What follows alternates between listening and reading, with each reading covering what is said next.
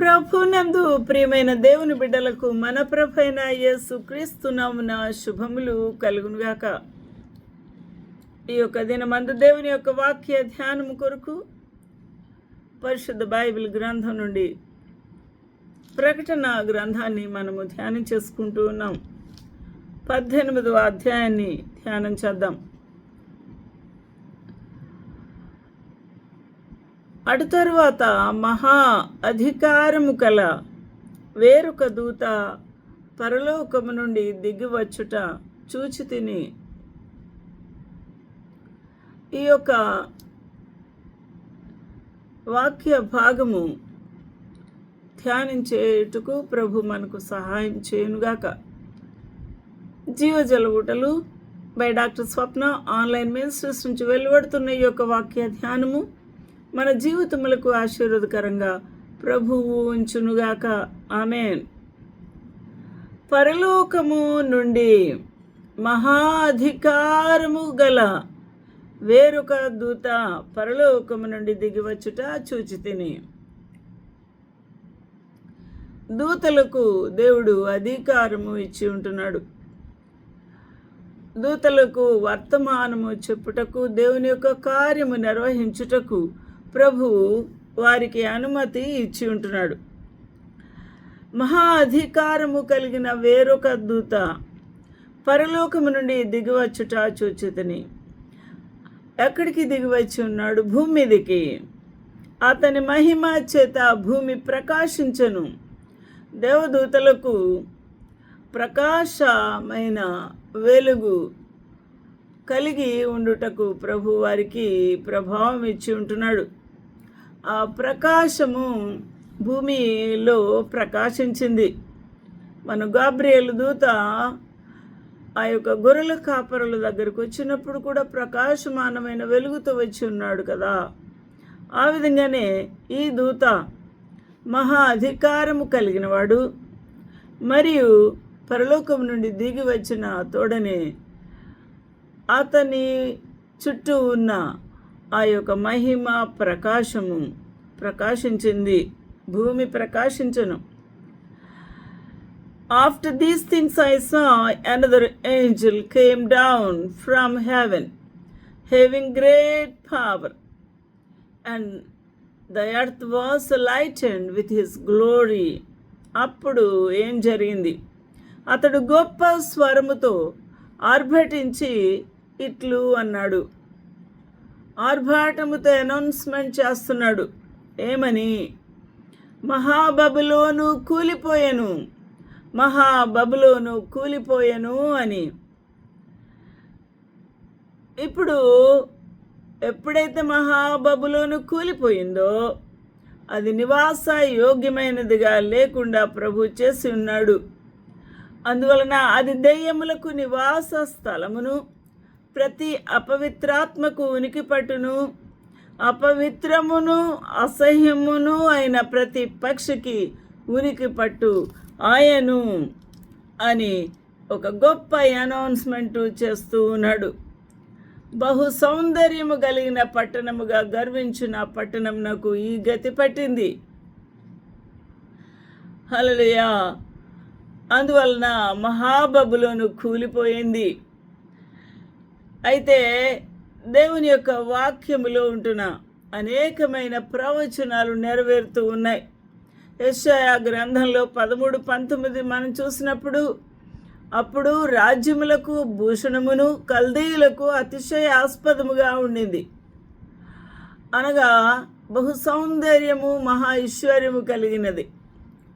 అందువల్ల అది అతిశయాస్పదంగా కల్దీయులకు ఉండింది.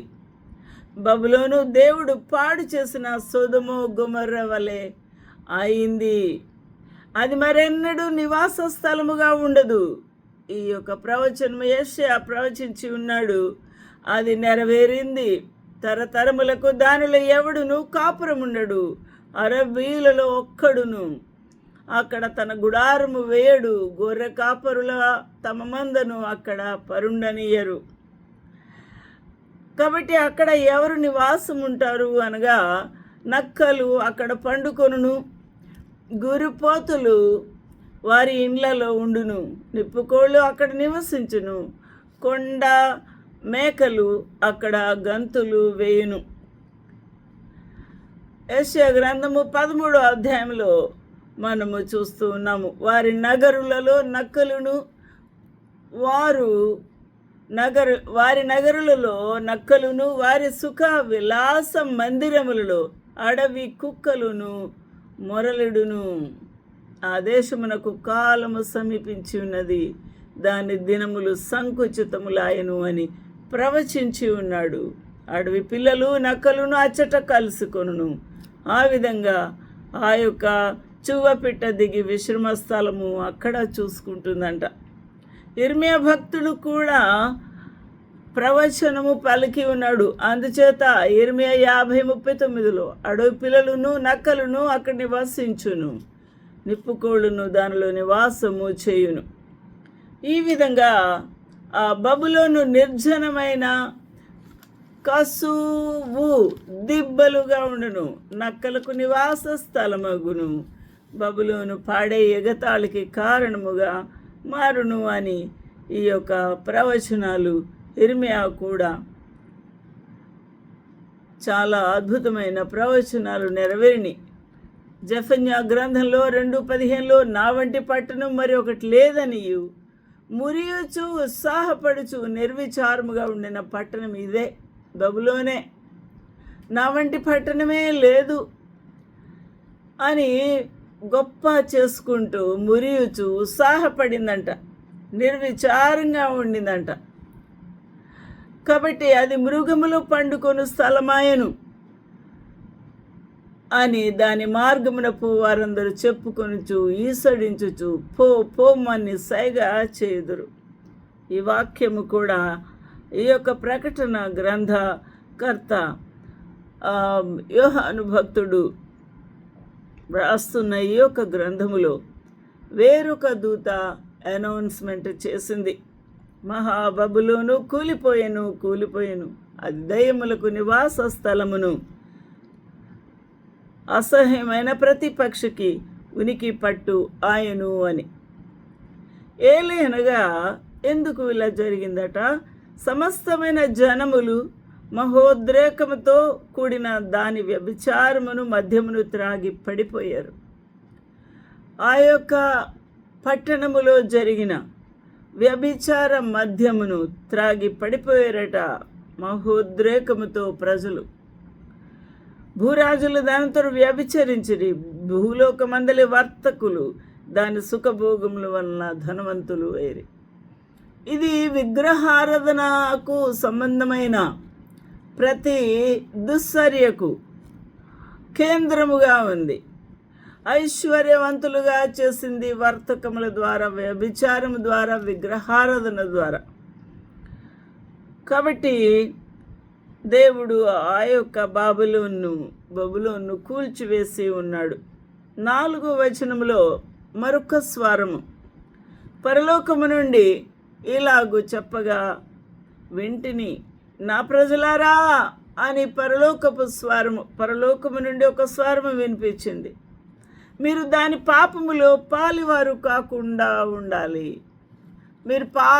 మీరు ఆ యొక్క బబులోను, ఆ వేశ్య యొక్క పాపములలో పాలి భాగస్థులు కాకుండా ఉండునట్లు దాని తెగుళ్ళలో, ఎన్ని తెగుళ్ళండి? 7 తెగుళ్ళు, ఐగుప్తు తెగుళ్ళు. ఆ 7 తెగుళ్ళలో ఏది మీకు ప్రాప్తింపకుండునట్లు దానిని విడిచిపెట్టి రండి. ఆ యొక్క వ్యభిచారము నుండి రండి, విగ్రహారాధన నుండి రండి, దాని వర్తకము నుండి రండి, దాని మోసము నుండి రండి, దానిని విదిలించుకొని బయటికి రండి అని పరలోకము నుండి పిలుపు. I heard another voice from heaven saying, Come out of her, my people, that you be not partaker of her sins. My people means ఇశ్రాయేలీయులకు పిలుపును ఇస్తూ ఉన్నాడు. నా పిల్లలారా, నా ప్రియులారా అని పిలుస్తూ ఉన్నాడు. నా ప్రజలారా, ఇశ్రాయేలు వారికి పిలుపు. నా ప్రజలారా, my people, that you be not partaker, మీరు దాని పాపములో పాలిభాగస్తులు కాకుండా, దాని దాని యొక్క మోసములో పడిపోకుండా అండ్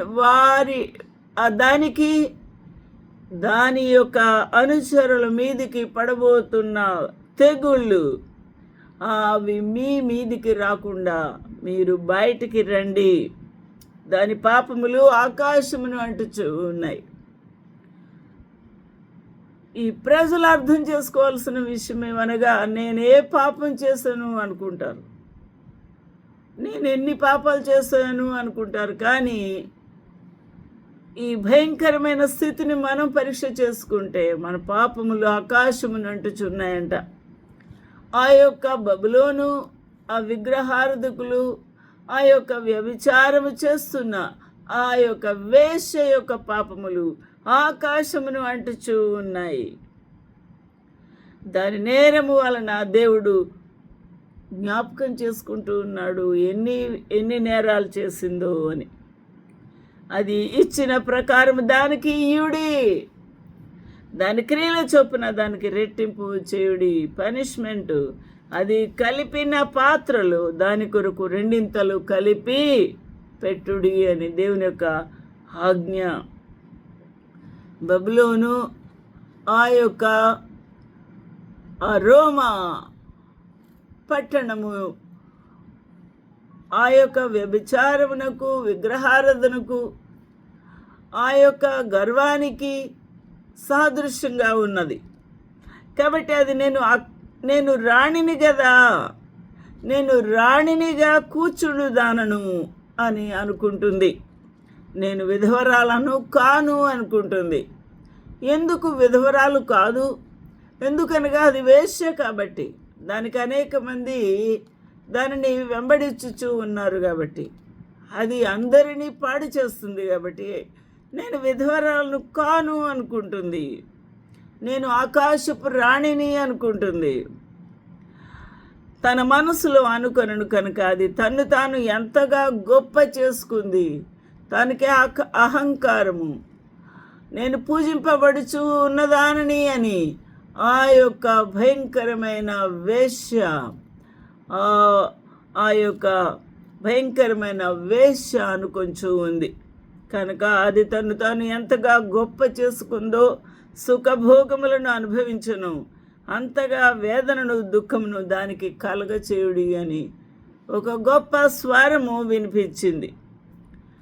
అయితే ఈ యొక్క ప్రజలు అంధులు వలె, చెవిటి వారి వలె, మూగవారి వలె దానిని వెంబడించుచు, దానికి నమస్కారము చేస్తూ, దానిని పూజించుచు, దానిని వెంబడించుచు ఉన్నారు. దానిని వెంబడించువారు అనేకమైన ఐశ్వర్యములతో తులతూగుతూ ఉన్నారు, గొప్పవారుడిగా చేసుకున్నారు. ప్రపంచమంతటా దాని యొక్క బ్రాంచెస్ రోమన్ క్యాథలిజంతో నిండిపోయి ఉన్నది. నా ప్రియులారా, ఈరోజున ఈ భయంకరమైన విగ్రహారాధన దేవునికి ఏహ్యమైనది. అందుచేత ఒక్క దినముననే నేను దానికి తెగుళ్ళు అనగా మరణమును, దుఃఖమును, కరువును వచ్చును. తెగుళ్ళు, మరణము, దుఃఖము అన్నీ కూడా ఒక్కసారి దేవుడు మొత్తుతూ ఉన్నాడు. దానికి తీర్చుచున్న దేవుడైన ప్రభు బలిష్ఠుడు గనుక అది అగ్ని చేత బొత్తిగా కాల్చివేయబడును. దానికి ఆ ప్రభు యొక్క పనిష్మెంట్ ఆయన ఇవ్వబోతూ ఉన్నాడు. ఒక్కసారి దాని మీద తెగుళ్ళు, దాని మీద మరణము, దాని మీద దుఃఖము, కరువు మీద పడబోతుంది. దానికి అగ్ని చేత కాల్చనున్నాడు. ఎందుకనగా మన ప్రభు బలిష్ఠుడు కాబట్టి. దానితో వ్యభిచారం చేసి సుఖభోగములను అనుభవించిన భూరాజులు దాని బాధ చూచి భయాక్రాంతులై దూరమున నిలబడి దాని దహన ధూమమును చూచునప్పుడు ఆ యొక్క బబులోనును కాల్చివేసి ఆ యొక్క పొగతో, దహన ధూమముతో నిండినప్పుడు భూరాజులు అయ్యో అయ్యో అని రొమ్ము కొట్టుకుంటూ చూస్తూ బాధపడతారు.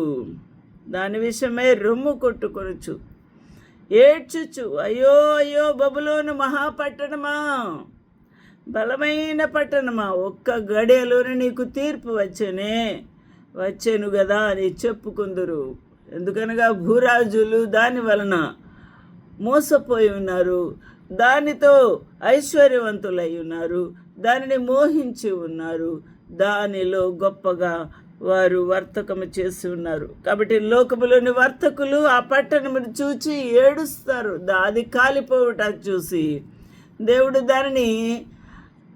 దానిని మరణశిక్ష చేత, కాల్చివేట చేత, దాని యొక్క సరుకులు, బంగారు, వెండి, రత్నములు, ముత్యములు, సన్నపు నార బట్టలు, ఉదారంగు బట్టలు, పట్టుబట్టలు, రక్తవర్ణపు బట్టలు మొదలైన సరుకులు, ప్రతి విధమైన దబ్బమ్రాను, ప్రతి విధమైన దంతపు వస్తువులు, మిక్కిలి విలువగల కర్ర, ఇత్తడి, ఇనుము, చలవరాలు మొదలైన వాటితో చేయబడిన ప్రతి విధమైన వస్తువులను, దాల్చిన చెక్క, ఊమము,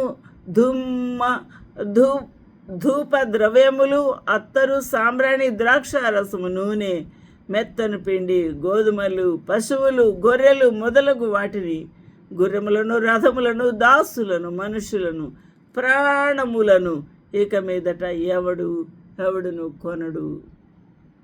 ఎందుకనగా అదంతా కాల్చివేయబడుతూ ఉంది. ఈరోజు నా ఆలోచన చేద్దాం. ఈ భయంకరమైన విలువైన సామాగ్రితో దేవాలయములు నింపుకున్నారు రోమన్ క్యాథలిక్ వారు. విలువైన రత్నములు, విలువైన ఆభరణములు, విలువైన వస్తువులతో, దంతపు వస్తువులతో, అక్కడ రత్నములు, ముత్యములు, బంగారు, వెండి మొదలగు విలువైన సరుకులతో నింపుకున్నారు. వాటిని దేవుడు అగ్ని చేత కాల్చపోతూ ఉన్నాడు. నీ ప్రాణమునకు ఇష్టమైన ఫలమును నిన్ను విడిచిపోయాను. రమ్యమైనవన్నీయు, దివ్యమైనవన్నీ నీకు దొరకకుండా నశించిపోయినవి. అవి ఇక మీదట కనబడవని దుఃఖపడుదురు. అయ్యో కాలిపోయి బూడిదైపోయి దహన కాండ అయిపోయిందని ఏడుస్తారు, దుఃఖపడతారు. ఆ పట్టణం చేత ధనవంతులైన ఈ సరుకుల వర్తకులు ఏడ్చుచు, దుఃఖపడుచు, అయ్యో అయ్యో సన్నపు నారబట్టలను, ధూమ్ర రక్త వర్ణపు వస్త్రములు ధరించుకొని, బంగారముతోనూ, రత్నముతోనూ, ముత్యములతోనూ అలంకరింపబడిన మహాపట్టణమా, ఇంత ఐశ్వర్యము ఒక్క గడియలోనే పాడైపోయినే అని చెప్పుకొనుచు, దాని బాధను చూచి భయక్రాంతులై దూరముగా నిలుచుండి అది కాలిపోవుట చూసి దుఃఖపడతారు. ప్రతి నావికుడు ఎక్కడికైనాను సబురు చేయు ప్రతివాడును, ఓడవారును, సముద్రం మీద పనిచేసి జీవనము చేయు వారందరూ దూరముగా నిలిచి దాని దహన ధూమమును చూచి, ఈ మహాపట్టణముతో సమానమైనది ఏది అని చెప్పుకొనుచు కేకలు వేసి ఏడ్చి వాళ్ళు అయ్యో అయ్యని తలల మీద దుమ్ము పోసుకొని ఏడ్చుచు దుఃఖించుదురు. అయ్యో అయ్యో ఆ మహాపట్టణమా, అందులో సముద్రం మీద ఓడలు గల వారందరూ దాని అందలే అధిక వ్యయము చేత ధనవంతులయ్యారు కదా, అది ఒక్క గడిలోనే పాడైపోయినాయి అని చెప్పుకొనుచు కేకలు వేయిచుండేది. 20 వచనములో పరలోకమా, పరిశుద్ధులారా, అపోస్తులారా, ప్రవక్తలారా, దాని గూర్చి ఆనందించుడి. పరలోకంలో ఎవరున్నారు? పరిశుద్ధులు ఉన్నారు. ఇంకా ఎవరున్నారు? అపోస్తులు ఉన్నారు, ప్రవక్తలు ఉన్నారు. వారు ప్రవక్తలు, అపోస్తులు వీరందరూ కూడా అపవాది చేత హతమైపోయి ఉన్నారు. దేవుని కొరకు హతులైపోయిన వారు అక్కడ దేవుని యొక్క సన్నిధిలో ఈ భయంకరమైన తీర్పును బట్టి ఆనందించుచూ ఉన్నారు. ఏలనగా దాని చేత మీకు కలిగిన తీర్పుకు ప్రతిగా దేవుడు ఆ పట్టణమునకు తీర్పు తీర్చి ఉన్నాడు. ప్రవక్తలను చంపి వారి రక్తము చేత తాగి మత్తిలిన ఈ భయంకరమైన వేశ్యకు జరిగిన తీర్పును బట్టి వారు ఆనందించుచున్నారు.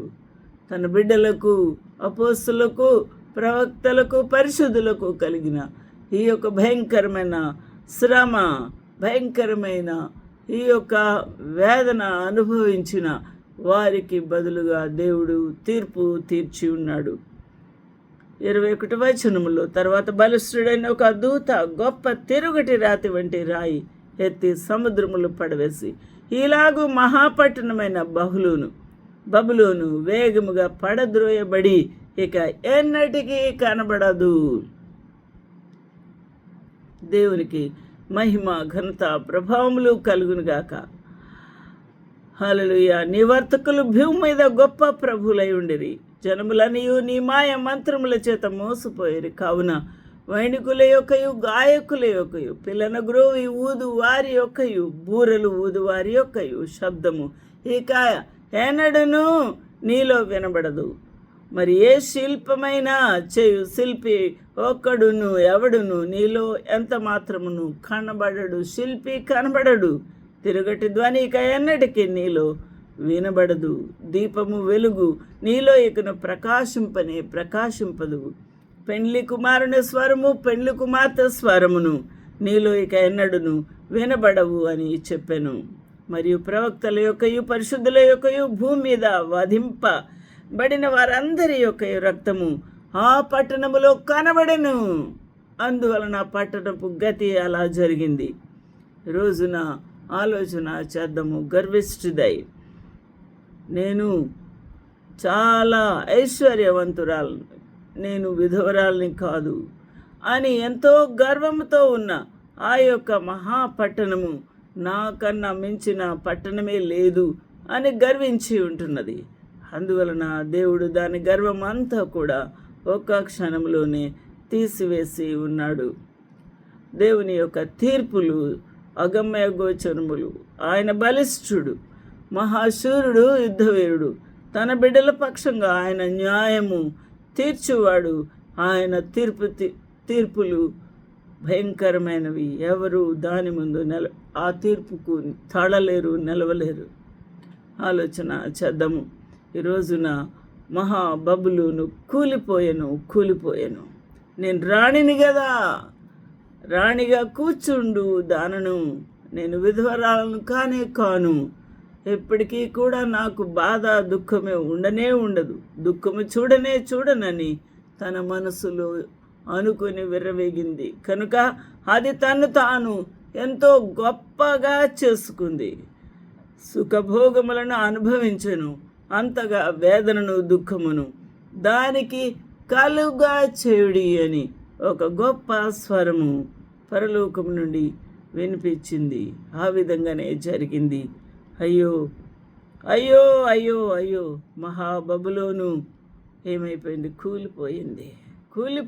కూలిపోయిందని అందరూ వర్తకులు అందరూ ఏడుస్తూ ఉన్నారు. ఈ రోజున అయ్యో అయ్యో అనే ఆ భయంకరమైన తీర్పు నీ మీదికి రాకుండానే నీవు దాని పాపములలో పాలిభాగస్తులు కాకుండా ఉండునట్టు నువ్వు బయటికి రమ్మని దేవుని యొక్క పిలుపు. అయ్యో అయ్యో, ఆ మహాపట్టణము గతి ఎంతో భయంకరమైనది. మనము ఆ యొక్క భయంకరమైన పరిస్థితి నుండి, దాని పాపములలో నుండి మనము పాలిభాగస్తులు కాకుండా ఉండాలి అనంటే, నా ప్రజలారా అని ప్రభు పిలుస్తున్నాడు. దాని పాపములలో పాలిభాగస్తులు కాకుండా ఉండునట్లు, దానికి కలగచేయు తెగుళ్లలో పాలిభాగస్తులు కాకుండా ఉండునట్లు మీరు బయటికి రండి అని దేవుడు పిలుపు ఇస్తూ ఉన్నాడు. 4వ వచనము.